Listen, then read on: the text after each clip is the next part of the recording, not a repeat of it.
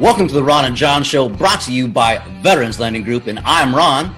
And I am John. This is the Ron and John Show. Hey, at the Ron and John Show, we're known coast to coast like butter and toast. We can make ISIS surrender or die, or make even the nerdiest guy look kind of fly. We can drink like we've been singing all night long, and we can sing like we've been drinking all night long. So if you're looking for a good time, don't you delay. Tune into the Ron and John Show. Me and this Ranger, we lead the way. Boom!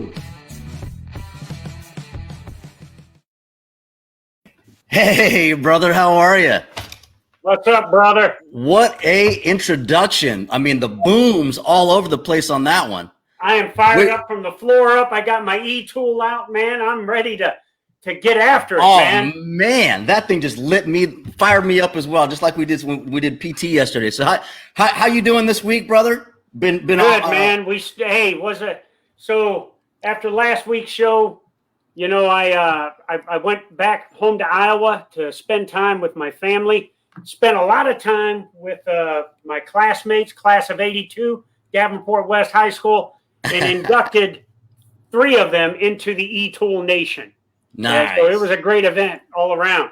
Nice. Got off a plane, and then you and I got a healthy dose of scunion put on us. Man, did we. By the Centurions of Charlie Company 2-1 Infantry. Oh yeah, 2-1 guy. They brought the heat. They definitely did not disappoint when they brought the C-Actor. Brother, I'm telling you, man, it was one of those, man. You know, puking is authorized, and I'm about to freaking puke right now, man. I was this close to just letting all the Skittles fly, brother. Yeah, it was. So I was gonna be chasing the rainbow all over the place. But you know, that's it's no wonder when you look at that organization. You remember we went there for their top squad recognition ceremony. 3 of the top 4 squad, actually 4 of the top 5, came from that company. And then this last best squad competition, 2 of the top 3 came from that company. Yeah, and it's no wonder when you look at the leadership of Captain Sprouse and the first sergeant there, and how empowered they have made their officers and non-commissioned officers in the platoons to get after demonstrated excellence. So it was a bomb, brother. Oh, it was. I mean, and across the board, you could see the energy, you could feel it. Everything was just was dressed from you know the vision boards. Everything is visible, everything is transparent, everything was there, and you know it also leads testament to really the entire brigade. I mean, we saw you know those guys, those soldiers getting after it on EIB, you know, and it's just the leadership across the board there. I mean, in my opinion, they are definitely an example to follow. Hey, and it starts as you said. At the brigade leadership with Lancer 6 and 7, Colonel Chung and Sergeant Major Szymanski, they set the conditions for success. Dude, when you and I were driving out of the frickin' PT area, the killing fields, you know, when we got done getting our bags smoked, and we see that frickin' platoon ruck running down the frickin' road, and I'm like, y'all can have it, brother. I'm looking for a cold beer right now. After what Sprouse and the boys put us through, man. So. Yeah, man, it was it was intense. But you know, afterward, the conversation, the talks, and everything, and it all smooths out. And obviously, we did a decent job because they want us back. So yeah, absolutely. And you know, that's what was good about it is we hit what being a member of this warrior class, as my good buddy Ray Devins used to call it all the time. Yeah. And being a part of this warrior nation means the things that you have to deal with, not only the preparation for combat, but the execution for combat and then post-combat. Meaning, you know, the after effect of being a member of this warrior class and being in combat and having to deal with, you've dealt with the external demons in combat, and then you come back and you have to deal with internal demons.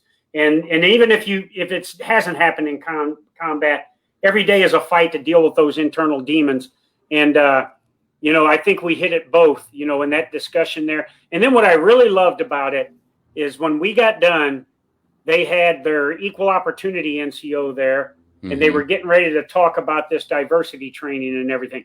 So we did some killer PT. We got some good talks on leadership and your discussion on suicide prevention and everything. And then they have their equal opportunity NCO there getting after diversity. And I knew that guy was external to the unit because he was packing a little stuff, you know. So, got a flaw in his character, but you know, he was he had a little something going on around the waistline there. Yeah, man. yeah. His Mighty Mac did not have MCT oil in it. Hey, I gave him. He did torque down a Lifeway drink, so. You know, maybe he lost 10 or 12 while he was there. You know, but, hey, God bless him, man. He's in uniform. He's defending our freedom. So God bless him. But it was just a great day, brother. And, awesome. and the fact that you and I can still get out there and do it, but more importantly, that we are welcomed out to do it. It means so much. And it just gives me, you know, just a great feeling that we're still accepted, you know, whether it's in Fairchild Air Force Base, Goodfellow Air Force Base, Fort Lewis. Yeah. We're getting ready to go. We're taking the Ron and John show on the road to Colorado Springs. We'll be at Peterson Air Force Base. We'll be at Fort Carson. Then we're going to go to Fort Polk in November, you know, and the Air Force Academy, you know, and Quantico and Virginia and everything for the Marines. I mean, it just never stops. And that we keep getting asked to participate. It gives me a warm feeling in my heart, man. And it just energizes me every day to get after it. Absolutely. And what we're talking about is just continuing to get after it, right? When we're out, really pushing that mission, of, you know, what that mission evolves, right? The mission changes, and now we're talking about veterans, but also those that are in that transition. I mean, it's a beautiful thing. And, you know, when we look at why this generation is enlisted, right? It's a lot of different reasons, but predominantly, obviously, that people think of 9/11, right, when they've enlisted. And for me, in different generations, and you a different generation, but for me, which actually is the day of my birthday, which is this weekend here on October 3rd, but that was the Battle of Mogadishu, and that terrible day. And but for me, that was this is where I want to do something and get after it. That's what the day that I said that I want to be a U.S. Army Ranger and get after those that plan to do harm upon us. So which obviously tees up, you know, the time period of for the Battle of Mogadishu in our guest that we have teed up here. Just real quick before we introduce our guest, where were you when that happened, brother? I was a platoon sergeant in Germany of 3rd Platoon, Bravo Troop, 3rd Squadron, 4th Cavalry, preparing to fight, you know, potentially the insurgent forces of the former Yugoslavia and everything, focused on that, and also focused on, you know, protecting Europe. You know, obviously the Soviet Union had crumbled and Russia was kind of in a quasi superpower position, but we were focused totally somewhere else. And remember, Ron, back then we were a peacetime military at the time, because nobody was fighting anywhere at that time except for our very, very elite forces. So when Mogadishu happened on the 3rd of October, we all were watching the run up to it, you know, and some of the things that had happened and everything. But when that day actually happened, it was pretty shocking across America, because, you know, the average American didn't know that we had troops in Somalia and in downtown Mogadishu doing operations every day. So, you know, nowadays, since 9/11, as you described, you hear it all the time, you know, about people in gunfights and everything around the world. But back then, it was an anomaly, you know, and it wasn't just any anomaly. It was a very significant event over the course of, you know, 24 to 36 hours, with some of the heaviest fighting that this generation and that generation's ever seen. Absolutely. And which brings up our guest for the show today, Mr. Raleigh Cash. How you doing, brother? Doing really good, man. Can you hear me okay? We can hear you. We got you. Awesome. We got you. Thanks for having me, man. This is going to be a lot of fun. And thanks for being here, brother. There it is. Got the swag going and everything, man. What you got on your hat, though? Oh, it's the Georgia Sea Turtle Center. Oh, okay. Hey, boom. You know, hey, you got to have culture when you're shooting people in the face, you know. So. That's right. That's right. Well, hey, brother, we were just talking about kind of where we all were during the the 3rd of October, obviously it was my birthday. I was waking up watching what the hell was going on the other side of the world, and John here was in Germany, kind of teeing up for the rest of our enemies, while you had already been in country for a while there, right? Kicking that off. We don't want to make the show too much just all centered around the battle, but obviously that workup, and from your eyes, ears, and just description, how you can describe it now. What was, that day? Was it like another raid? Was this another day? Was it something that was really significant that everyone kind of had that chill that something was going to happen, go wrong, or go big? Happy birthday coming up. Side note, totally another conversation. My wife's birthday is also October 3rd. Wow. So she celebrated a lot of birthdays by herself for a few years. Right. October 3rd was a Sunday, and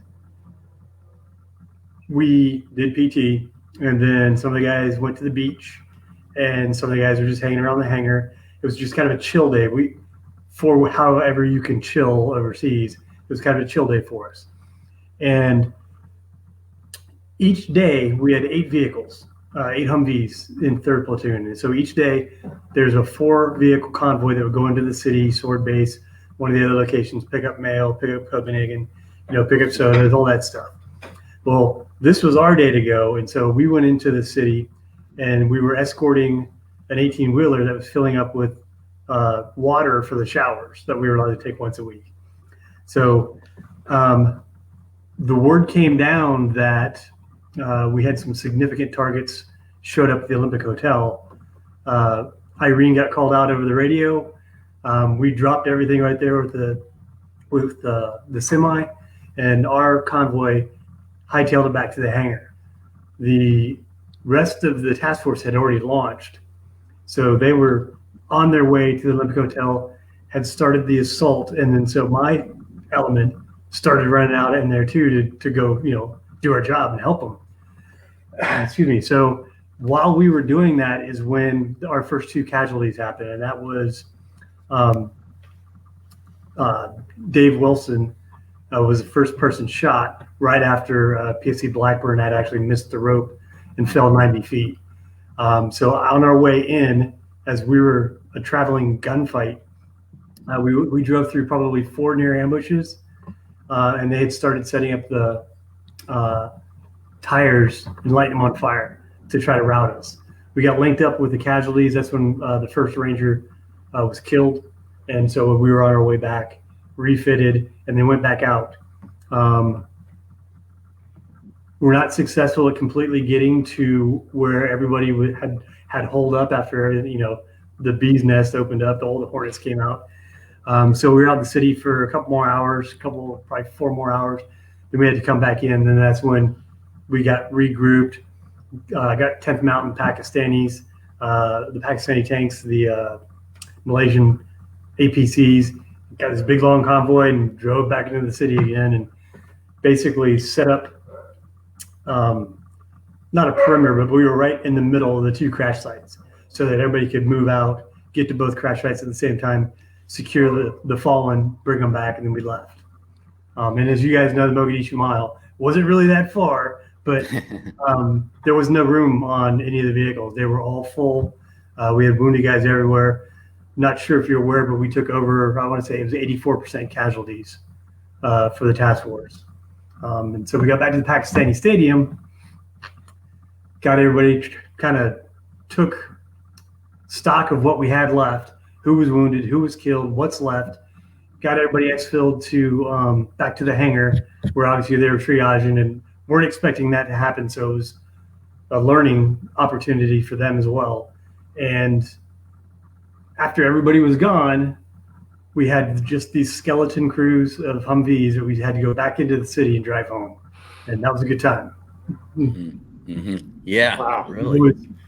We ended up taking a different route because we didn't want to drive through all of that again, but we still had to drive through a couple of smaller firefights to get out of the city and then get back to the hangar. The convoy with the skeleton crew didn't get back until about almost 1,500 on the 4th. So wow. a couple of days. Wow. So Raleigh, so when you all got notified you were going to Somalia, were you all under the impression that you were there, you were going to identify and take down high value targets, kind of the model that we see nowadays out of the relationship between you and our elite special operations forces, you being the Ranger Regiment and everything? Was that kind of the model that you all were going to do when you went over? So this was like the first real operation where Rangers and special mission units were actually together. Yeah. We were still learning, all of us, how that is supposed to work. But in the big picture, it was Rangers secure the perimeter, Rangers secure an outer perimeter for any squirters, and then special missions unit would go in on target, take care of the business on the target. Then they would exfil. The guys that had fast rope in on the inner perimeter would then move out to the outer perimeter, and we take them in with the convoy. And that was kind of the theme for just about every mission, minus a couple where it was just a vehicle convoy. Like Radio Mogadishu was just a vehicle convoy. We showed up, they ran inside, did their stuff. We got the only other just vehicle convoy was where we raided the police captain and took all their weapons and money. And we couldn't pick up the safe, so we just put a thermite on top of it and let her rip. Nice. With the when after it was the at 1500 when the last skeleton crew got back, that's where kind of the story for the rest of America kind of stops, right? That's where the movie stops. That's where the book ends, and talks a little bit about life after. But what was the climate like? Because that set a tone that reverberated through for decades. I mean, it's something we all talk about today. But what was that vibe and that tone for the 24 hours following? So I'll be 100% honest with you guys.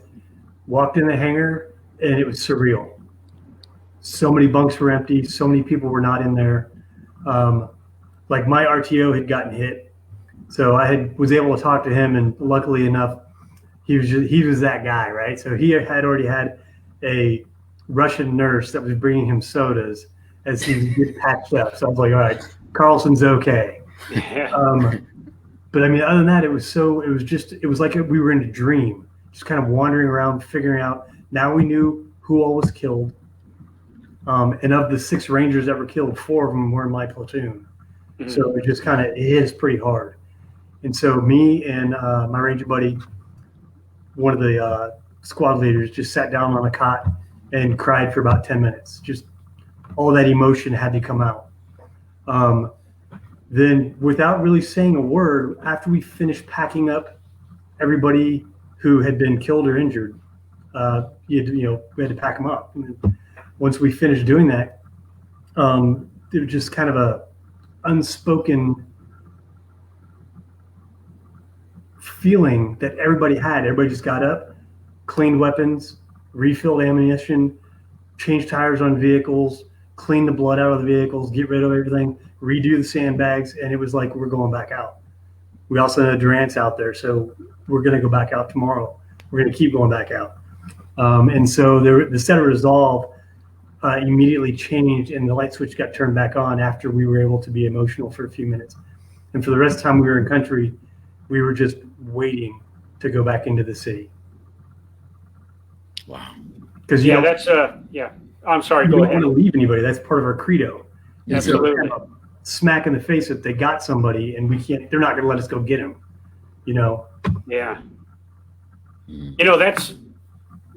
That's a lesson for the military nowadays. Is bad things happen to good organizations in combat, and there has to be a point of grieving, as you described, Raleigh. Even if it's for 10 minutes on a cot next to a squad leader, you're able to grieve. But then the discipline, the training, and the professionalism kick back in, and it's time to get ready to go again. Absolutely. And I think that was a model for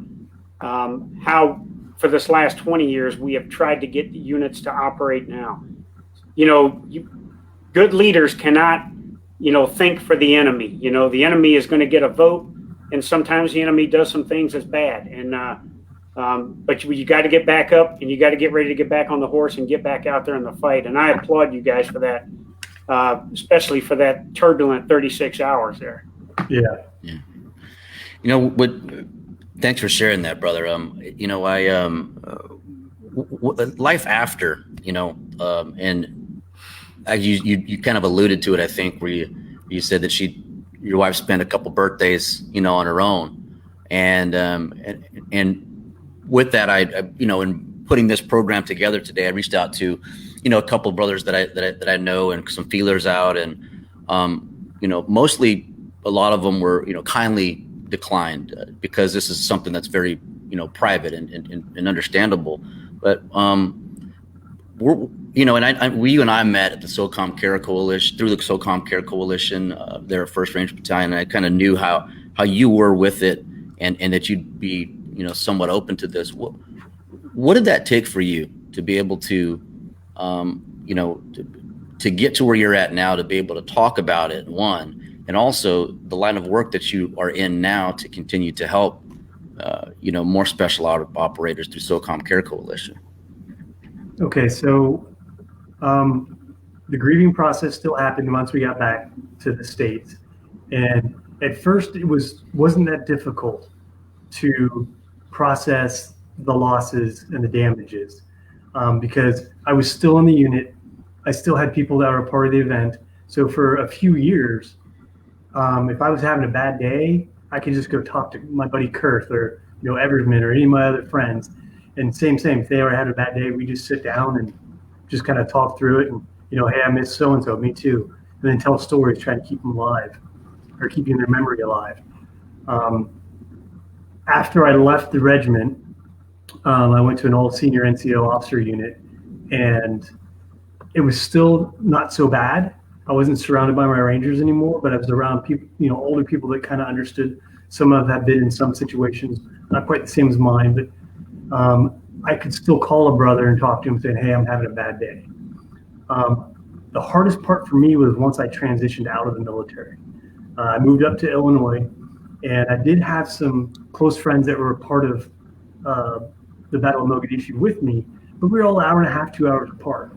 So you started to feel a little more and more isolated, and that's when I started self-medicating more and more and more, because it was easier to do that than to really kind of try to process and think about it. So the whole process through that, as we moved, I got better, talked to some people, went to behavioral health. They helped out with some tools for me. Fast forward a few years, you know, I'm still abusing alcohol, still self-medicating. Some nights, 3-4 nights in a row, you know, drinking until I was pass out drunk and then wake up the next day. Just because I didn't want to have nightmares. I didn't want to think about it. I didn't want to have some of the recurring nightmares that didn't really happen in the event, but it's something that, you know, scares you. Moving forward, when I got the opportunity to work with the SOCOM Care Coalition, I moved down here. About 2 years prior to that, I was actually getting quite a bit better. My wife was my rock. We had started celebrating her birthday on the 3rd instead of me just getting plastered. And so we were seeing things move forward.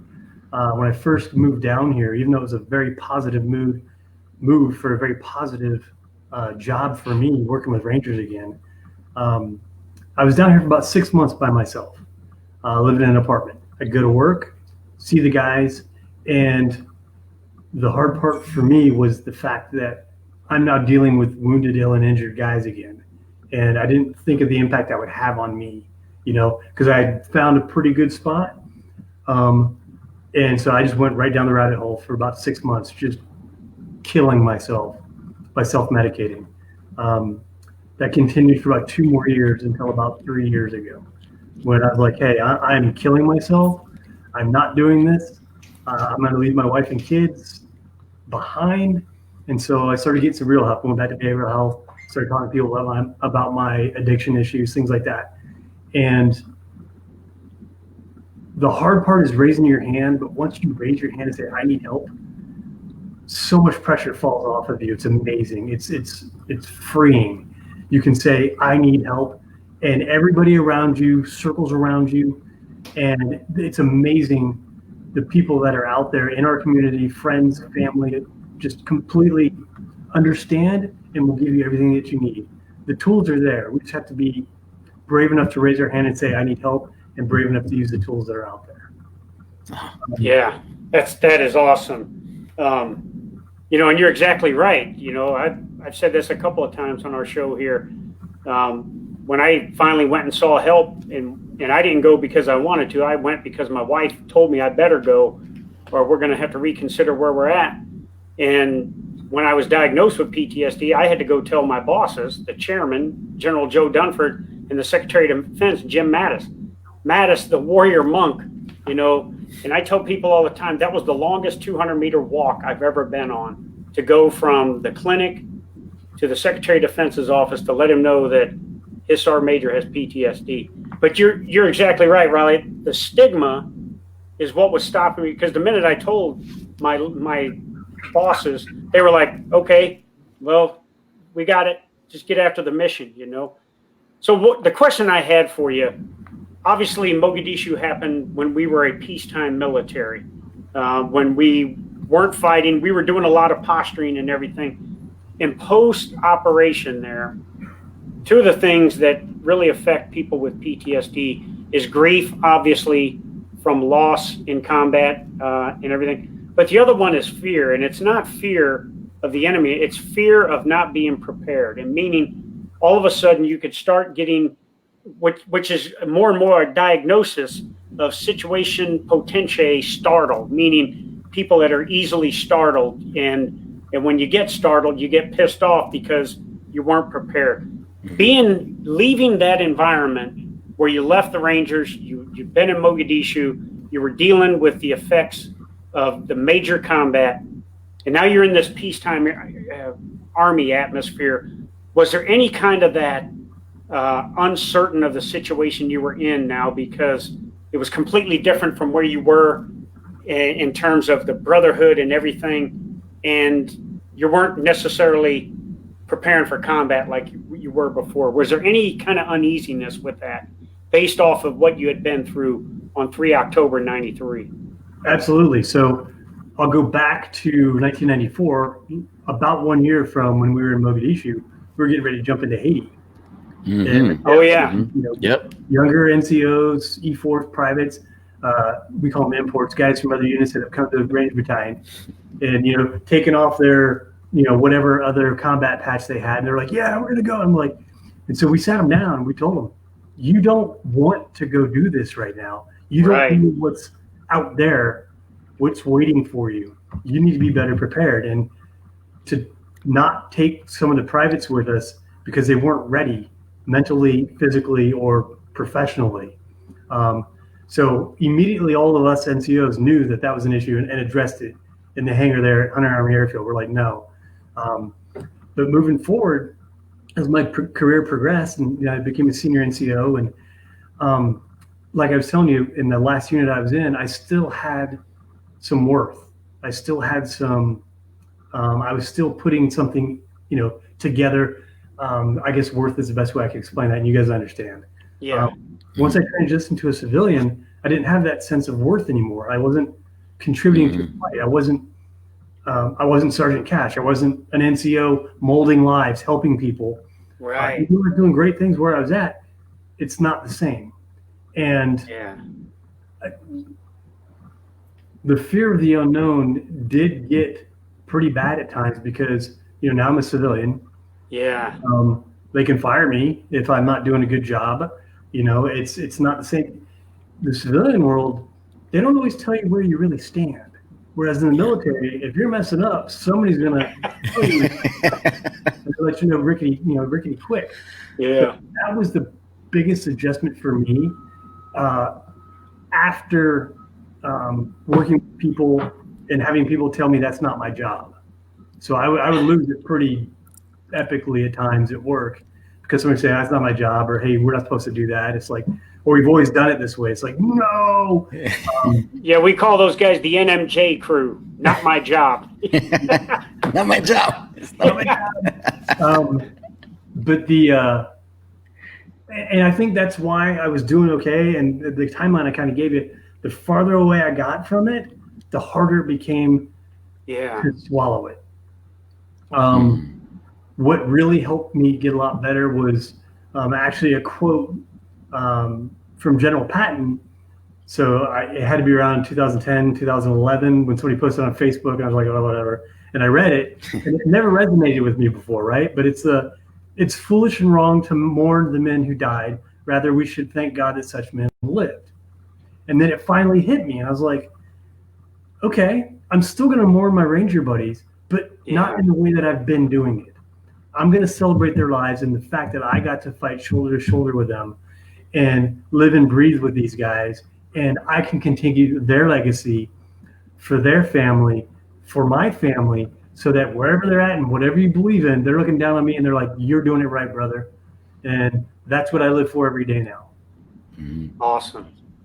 You know, nowadays, when veterans get together, it's way different than before, right? I'll meet up at the VFW, get hammered at the bar and stuff. There's a lot more, I think, organization. I was just at an organization last night, where veterans and everything can get together and since 9/11, right, to celebrate something that been a part of over the last 15 to 20 years. For those that you served with, every year it comes down, hey, the Mogadishu Mile and stuff like that. But what's the climate like now for you veterans? Do you all still get together? Do you give a ring around this time, or is it throughout the year? Or what does that look like? For you guys that iconic picture on that sand berm. What does that look like in life for you guys today? So, in our younger days, we took a shot of whiskey for each of the six. As you get older, you really can't do that anymore. Not going to work another day or two. We did gather. We would get together. Like all of us in the Chicagoland area would get together. Everybody in different areas would congregate 2s and 3s, and we would all call each other every year. And we still, for the most part, do that. To talk about, you said, is there, fear of being scared?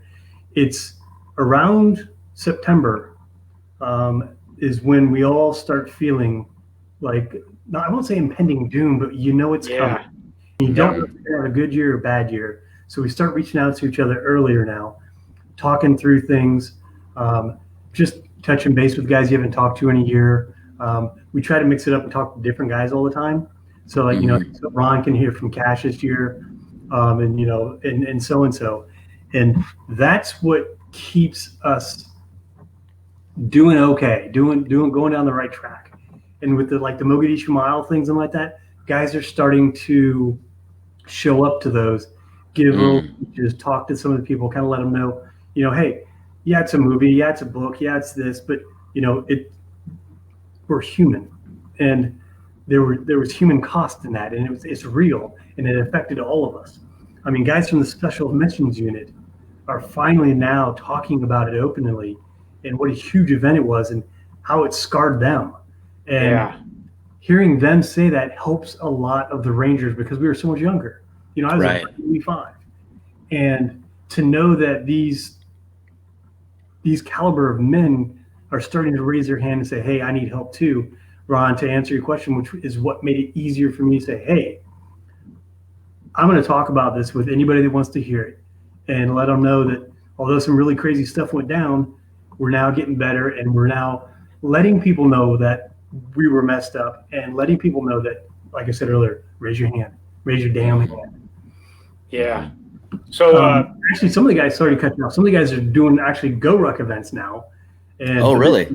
Right now is the Go Ruck Mogadishu Mile. So there's there's a guy from the Special Missions Unit and 3 Rangers. 2 of them that actually ran the Mogadishu Mile are going to be up in D.C. Doing it this weekend. So pretty stoked for them. Awesome. Yeah. So to our audience, you're watching the Ron and John Show, brought to you by Veterans Lending Group. Our guest is Raleigh Cash, Army veteran, and he served with the Ranger Regiment during the operation in Mogadishu on 3 October. And I believe we have a question from the audience, Victoria, if you can pull it up. Ron, you want to hit that one? Yeah, we got old Eddie Sullivan here. Cliffy Clavin. He says, I have a question for Raleigh Cash. Do you believe the awareness and stigma towards PTSD have changed in the years since Mogadishu? And what advice do you have for those in the mental health field who are hoping to work with combat veterans who suffer from the disorder? That's a great question. To some extent, yes, it has lessened, but the stigma is still there. I currently work in 1st Ranger Battalion around Rangers again. The type of mentality that goes to a Ranger Battalion is definitely a type A. There's a bunch of them. And the problem is, I don't want anybody to take my guns away. I don't want to lose my job here as a Ranger. I don't want to be labeled as I'm whining or I'm trying to get out of something. Yeah. The perception is still there. The leadership that is starting to permeate up top of the Ranger Regiment is aware of this, and they're doing lots of things to change it. One of the things that I do, because I've come from that background, is I talk to these guys when they're retiring, when they're transitioning, and I let them know, dude, you can raise your hand. You can get this rating. It's okay if your VA rating has a PTSD, little notch in there. It's fine. It's not going to take anything away from you. You're not going to round all of us up, and put us in some concentration camp for PTSD, violent veterans. Yeah. As for people in the mental health field, they need to be aware that, how do I put this? It's very hard for an operator to come forward and say that he needs help. And so do a lot of research on the warfighter that's coming to you, or what they are a part of prior to meeting with that person, and be as succinct as possible, because guys that are asking for help don't want to feel like they're getting tossed all around, asking a bunch of different questions. They raise their hand and they want help. And so they don't want to go through this whole, flowers and roses and all this nice stuff. They want to address the issue, and they want you to tell them, you have a problem, we need to fix it. You need to pull your boots up and we need to get to work. Because that's how we react to things. We don't react to nice, hey, you're going to be okay. Does that make sense? I hope I get a thumbs Absolutely. up. Yeah. So it's one of the things that, I was concerned about going into treatment. I don't want to be babied. I don't want to be pampered. Don't, hey, let's do a hug or anything like that. I want to understand what's going on with me, and I want to get it fixed. And so I needed somebody that would take the wood to my ass. I didn't need somebody that was going to pamper me. And I think that's kind of across the board, especially for people that have been in alpha male kind of units, is, that leads to the stigma, where I don't want to go sit around and, and have a poopy pants party. I want to here's something wrong. Let's get it fixed. So I absolutely agree with you, brother. Right. I don't do that, guys. Oh, there he is again. That's the guy that can't go to work. Yeah, right. Can't go to work. Yeah. It's. I'm glad that you brought that up. It's like, when there is a situation, you got to have a plan. The person on the other side wants to know, okay, I've raised my hand. Now what? Not sit and watch somebody spin their wheels of figuring out what the hell to do, because the easy thing for that person to do is go back what they were doing before, which is whatever. They head in the sand, head in the bottle, isolating and all that kind of stuff. I just had one actually that I'm taking to the airport Saturday morning, but it was the same way. When I knew when I sat with them, I needed to have a plan. I was there to look him in the face and say, you have a problem, and this is where we're at. This is where you've got. And here's where you need to go, and here's what we can do to help you. And here's who has circled the wagons to do that. And then it was all steam ahead from there. But and then do you with that, now that you're working the SOCOM Care Coalition, now you're working with those that are transitioning, right? Which is I know the line with what John and I do. Just so you know, John, when I first met Raleigh was about it was probably 4 years ago now, Raleigh, 3 or 4 years ago. And that was the very first iteration of what we would consider a Ranger for Life program there at 175, where we kind of said, well, let's see what this thing looks like. Raleigh, I'm really happy to announce now that fire has continued to go on and into something that's morphed into what John and I do now, and going traveling and visiting different units and delivering these message much more succinct way than a 2-3 day program. But what's very powerful is when we talk about that transition point, when John talks about what it was like when he was active, the time when he was transitioning, and then life now. What is some of the, what has changed? I'd say, let's just say 5 years ago to now, because I would like the audience to see how far we've come, right? What has changed in your experience during the last 5 years from the transition of what you've seen then to what you see now? Because I also believe that this is which will set the precedence for the rest of other leaders to instill in their units as well. That's a great question. So in the last 5 years, I've been doing this just over 6 years now. We are able to get senior leaders, as they start their transition to retirement, we're able to get them to go to all the different programs that are out there that basically take this 20-year warfighter veteran and take him from head to toe, figure out what's wrong with each part of their body, their brain, all the way down, put a plan together to fix that, whether it's just not just mental health, but everything that's wrong with that ranger, that warfighter, that special operator. And some of them are inpatient, and while they're inpatient, they'll give them the plan and then execute most of that plan with them, and then give them the tools to continue their transition so that they know moving forward, okay, this is what I can do. Some of them are outpatient, where you go and they get you, your TDY, you're down there. They take a week or two to figure out what's wrong with you. You see every specialist known to man, get all the x-rays and MRIs and all that stuff at all of these. To include nutrition and things like that to help these guys. And then they give you the plan to say, hey, go execute. The regiment has kind of one of their own that they're putting together now, which is really cool. But for a lot of these senior leaders, they have PTS, they have chronic injuries that they've never seen anybody for. They're falling apart, mentally from the stress of doing it and from the PTS. Some guys are just barely hanging on. And so by the time they retire, we finally got leadership to say, hey, that's a great idea to go give this guy the tools to transition, not only just to become a civilian as he retires, but to fix his body and his mind so that he's more successful. And that's part of the Ranger for Life thing as well. We do cater it down to some of the younger guys, single enlistment guys, maybe did 2 enlistments. But it's not as robust for them, obviously. They typically don't have as many issues. Now, there are one-offs where guys have severe anxiety and PTS, or they got a TBI and PTSD, they mimic each other. They cover each other. So you really don't know completely yet. We haven't figured out as, well, I'm not in the medical community, but you understand.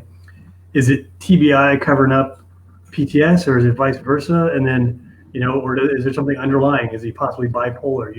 There's so many things that go into it, but we're talking about it, and we're having conversations about it, and leadership is listening and assisting us. Now, as for other units, they're not there yet, and that's sad, but they just don't have the money for it. And so thankfully, because I'm in the Special Operations Command, we're able to do that for our guys. I know it stinks for guys that are out there, even our guys that have transitioned. We have to reach out to them and let them know, hey, I'm still a resource for you. Whenever it happened to you, you were part of this unit. You don't have to go to that warrior transition unit and just get kicked out. But where we are as a big army that's pretty much where we're at, and not just Yeah. as armed forces. Yeah. The econ community is really taking care of their guys, and that's why we were formed. Yeah. So Raleigh, backing up a little bit back to the operation in Mogadishu, post 3 and 4 October. I know at a certain time after that, you guys got relieved by another unit, if I'm correct, right? We got plussed up by Alpha Company 375, Yeah. and another squadron from the Yeah. Special Missions Unit. Yeah. So the question I had was, here you are, and we all know that shared hardships bond people. And now, even though, they're fellow Rangers and everything coming in, what was that like, bringing in people? You're getting plussed up. You've been through this very traumatic combat experience. And how did you bond to make sure that you didn't have any degradation in performance? We really didn't. Yeah. At all. You couldn't explain to them what we just been through. There were no words for that. Yeah. And it being so fresh in our minds, it was, and I don't know if this is leadership from the Special Missions Unit that helped make this decision, but they basically kept us separate in the missions that we were doing. Yeah. So they were going to take over the bulk of it, and we were going to do what we had left with our skeleton crew. Still do missions, but we weren't going to be integrated because it wouldn't work at that point in time. Yeah. Yeah. No, I appreciate you sharing that. Yeah. With that, was it just like a sense in the air that you just kind of knew that it's crazy to me that it just fell into place that way. It's probably the smartest thing that could have happened in a way, right? From just, where do you think that kind of came from? Was something that natural happened, or was somebody that had some foresight to make that call? So I'm more positive as General Garrison. Okay. That dude's been around a little bit. After we'd been in country for about a week, he grabbed me. So I was the one lower NCO that he would grab once a week, give me a cigar, and he'd make me walk around and smoke a cigar with him. And he'd ask me how the Rangers are doing. I don't know how I got that distinct honor, but it was really cool. Some people in our chain of command were real happy about it. That's, young Sergeant Cash walking around with the commander, but he gave me some insights. He would ask me things, and I would tell him straight up because that's what he expected of me. But I'm pretty sure it came from him and the Special Mission Unit leadership to like, hey, because they were always running and gunning, so they had run into a situation probably somewhat like that where they had to plus up, and they figured out, okay, we don't need to be cross-loading. We need to let these guys do their thing, and we'll train these guys up to do their thing. Right. Yeah. Right. One thing, in my career, Raleigh, that I had to deal with especially after Operation Just Cause is, again, bad things happen to good units, but the units that didn't go or weren't a part of that would be quick to criticize the unit that was in that operation for something that happened, and they thought, well, why did you do that and everything. Did you all face anything like that post operation? Yeah, we faced quite a bit. Yeah. From the media to other units to there's a whole nother story, but we finally felt good enough to go up to Buckhead and kind of party a little bit. Street brawl that broke out because of something a Marine said. But everybody had their own take on it, and it was not a failed mission. Yeah, it went pretty bad, but we did everything we went to go do, and we brought those guys back that we were supposed to. We just, unfortunately, Durant got captured. But overall, it was a success, and we knew that by October 5th. We figured it all out, right? Yeah. Everyone else is saying we're a failure, and it's just like, that's part of what grades on us is we're not a failure, right? And even today, if it pops up in the news, be like, oh, the failed raid in Mogadishu, Somalia. It's like, no, but inside the unit there wasn't as much. Pretty much just nobody talked to us. Nobody would go by Bravo Company. Nobody would come over and ask us, hey, so what happened? And I think it was just the the aura of 𝘵𝘂𝗿 at that point in time, where nobody just was like, that's them. Just let them be them. And it was like that for a few years. Yeah. It took a couple years. Actually, yeah. So it took right before I actually pinned on 𝘵𝑗 and took over the fire support team, that we started talking more and more inside the battalion, the regiment, things like that. I went to 275. I went to 175, briefed about the fire support, how it worked, in a mountain environment, and doing things like that. All the things we should have been doing once we got everybody back off con leave, and that's, yeah, the leadership wasn't prepared for 84% casualties and all that. Yeah. Raleigh, I was just last night. I was at a group. It's called the monthly huddle here at the Permission to Start Dreaming Foundation, and it was probably 25 of us there, all generations of veterans, male and female. And but one of the things that that I noticed there, and it was a couple Vietnam veterans in there talking about their experiences and how they still come to these things because it's important, and that you never get it never stops, right? You just continue to work at it. All these years later, is this something that you still work at? Do you feel like, okay, I'm past that, I'm good now? What does that look like for Raleigh Cash today and moving forward, and how you deal and you cope and you thrive? So, like I said, they're remembered every day in some way, shape, or form. The joke between, there's 3 or 4 of us. I could say it's a joke, but you call it a sign, you call it whatever you want, man. But I'll look up at the clock, it'll be 10:03. Something will happen, I'll look at the clock, it'll be 10:03. I did something today and it popped up and it was 10:03. It happens more often because you notice it. 10/3, October 3rd, which also was the birthday of 3rd Ranger Time, where they were reactivated in 84. Right. We remember them every day in little ways, talk to them. We're in touch with their families. Facebook has been a great thing for that. Get to see their families grow, get to see their families kind of move on a little bit, get remarried, do whatever, things like that.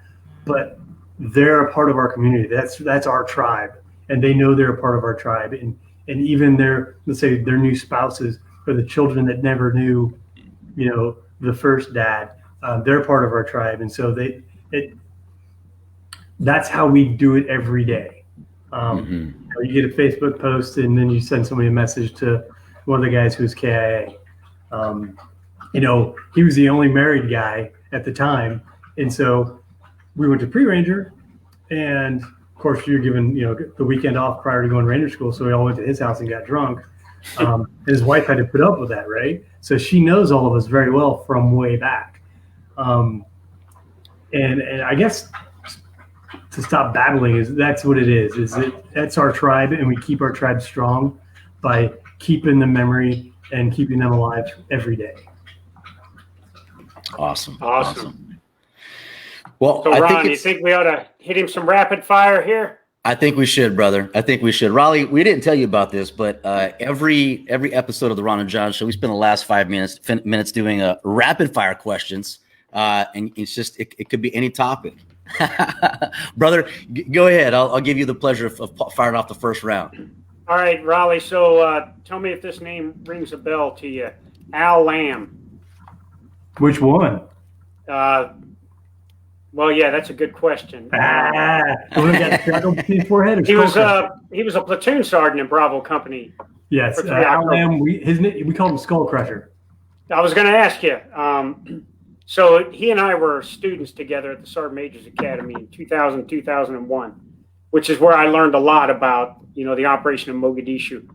And he's a very close personal friend of mine now. And he may even be watching this right now. So tell me something about Al Lamb that the ordinary person may not know about him, having served with him and fought with him. Something beyond he's a great warrior and all this stuff. I mean, does he listen to any music like disco or anything? Anything? The two things that pop into mind immediately is we always teased him and tell him that he was always skipping leg day because he's got those little legs. And then when he came to BCO as a platoon sergeant for weapons platoon, he was just walking around in just his brown T-shirt, and a young Sergeant Phipps, or was he Spec 4, started chewing Al's butt. Like, what are you doing here? This is weapons platoon. You don't belong here. And Al was like, Roger that. And he just kind of left. And then, formation at the end of the day, he walks out there and he's wearing his, his blouse now. He's got an old scroll here. He's got a Grenada jump wing and a jump wing. And, he's in E7. And Phipps is just like, oh, God, but he never really said anything about it. We also, so fire sport and weapons platoon, that's peanut butter and chocolate. Yeah. And so Al started teaching all of us, giving us lots and lots of knowledge, right? How to enter and clear rooms a good way, what to do this, what to do that. He would take weapons platoon to the mount site and he'd come on fist. And so we did a lot of that. And I'm going somewhere with this, I promise. The fist team decided it'd be funny to clear the weapons platoon CP with rubber bands. Well, we spent the next 2.5 hours doing it until we got it right. Wow. Like, no, do it again. Yeah. Do it again. We were smoked. Awesome. So, brother, when in those days and even now, but I mean back in those days, Copenhagen was a Ranger necessity. I mean, there wasn't many that didn't have it, and obviously there's probably at times where there was a shortage. So I know how creative Rangers could be, but I would like to know whether it be Copenhagen, whether it be 𝘬𝘭𝘵𝘮 or any others. What was the most memorable mission that you can talk about now that that somebody did not know about that Rangers were able to acquire? Make some acquisitions, we'll just say. I'll just leave the bundle to you.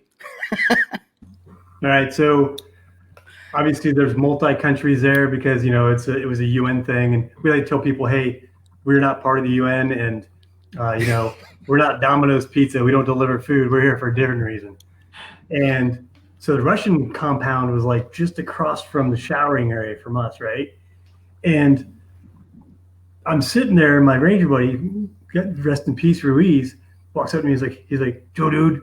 I'm like, what's up, man? He's like, Joe, dude, come here. And so I walk in, I'm like, what's up, man? I'm like, dude, you smell like vodka. He's like, Joe, dude. He's like, cool. So we took a box of MREs and traded to the Russians because their MREs or whatever they call them had vodka, the little bottles of vodka you go in there. Oh man, that was awesome. So we were able to do that and help, I don't know, some private snitch that had gotten smoked by Ruiz or something. We had like 2 days where we were having a shot of vodka with our lunch every day. That's probably the biggest one of how we got away with murder, basically. That's a good shit. That's a good one. That were across the way. There was a couple guys that were always hanging out over there, and they'd be like, "Hey, where's so and so?" Nobody would tell, his squad leader where so and so is at. He was like, "I don't know. I've seen him. Don't know what having lunch with the Russians." Oh, that's awesome. Well, Raleigh, it's been a pleasure, brother, and thank you so much for taking the time today. I know this is a very important time of the year, and just again, thank you for coming on the show and sharing the stories, sharing your heart. It's always good and a pleasure to see your face again, brother. Awesome, dude. I do have a surprise for you guys. Appreciate you inviting me, but am I able to share my screen? Yeah, go ahead. Yeah, sure. All right. How do I do this? Share screen. Yeah. Yep.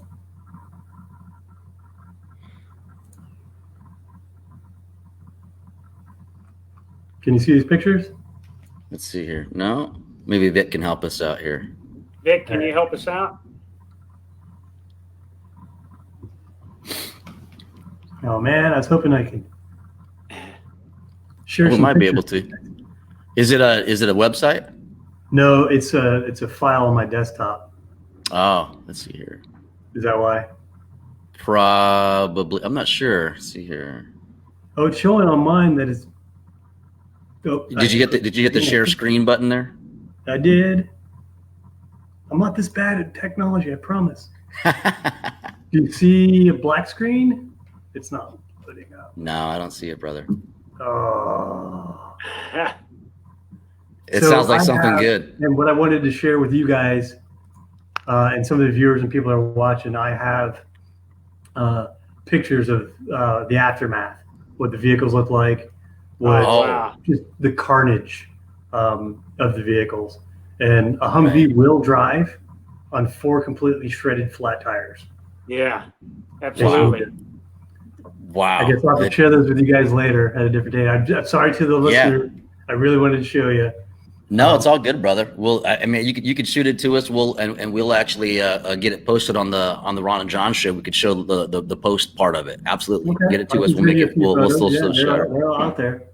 Yeah, absolutely, brother. Thanks, Raleigh. God bless you, brother. Appreciate you, brother, and we'll catch on the flip side. I'll just end with this: I told this to Jay Moore a while ago when I had first met him, but you guys, were the ones that turned this this young 16-year-old at the moment, at the time, into my foot in the door, not only with the Army, but with one of the most elite special operations units in the world has seen, and I really appreciate that and your all sacrifices and you coming on the show. It means a lot. And for those of you that are out there, welcome. Thank you again for coming and attending to another Ron and John show brought to you by Veterans Lending Group, where we can ETS, PCS, retire wherever it is that you are, as we are licensed in all 50 states. And make sure that you tune into some of our education classes at VAHomeLoanBootCamp.com, when we talk about the ins and outs of your VA home loan benefit, how to gather and gain assets using your VA home loan benefit, credit building strategies, refinancing classes, and much, much more. And until next week, next Thursday, on our new time for the Ron and John show, we will see you then. Where are we out here, brother? Next Thursday, 4 p.m. Thanks for tuning into the Ron and John show. We'll see you then. Boom. Boom.